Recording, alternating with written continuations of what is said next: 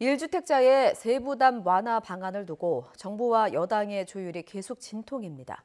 모든 1주택자의 재산세를 다 줄여줄 수는 없고 그 대상이 누굴지 집값을 기준으로 잡아야 하는데 단순히 숫자로 정리하면 9억이냐 6억이냐의 논쟁입니다. 원래 계획대로 6억 원 이하면 된다는 게 정부의 생각인데요. 민주당은 9억 원 이하로 더 넓히자는 입장입니다. 이경국 기자입니다. 서울 아파트의 중간 가격은 지난 1월 사상 처음 9억 원을 돌파했고 지난 8월 기준으로는 9억 2천여만 원에 달했습니다.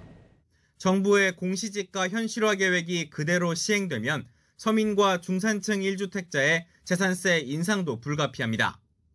그래서 민주당과 정부, 양쪽 다 중저가 1주택자의 재산세 부담을 줄이자는 데는 같은 생각입니다. 공시가격 현실화로 서민의 재산세 부담이 늘어나는 일이 있어서는 안 됩니다.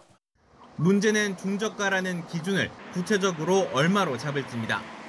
민주당은 공시지가 9억 원 이하 1주택자에 대해 재산세율을 0.05%포인트가량 낮추는 방안을 추진 중인데 특히 서울에 지역구를 둔 민주당 의원들이 강하게 요구하고 있습니다.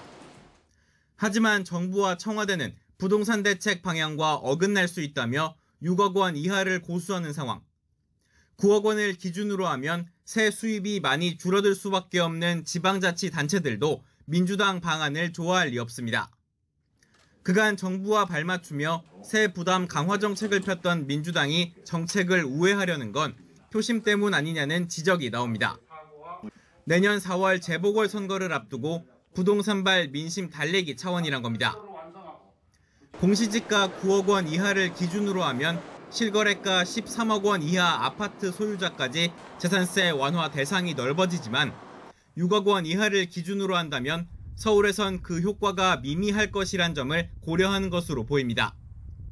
결국 서민층은 물론 중산층으로도 완화 범위를 폭넓게 확대해 지지층을 모으겠다는 겁니다.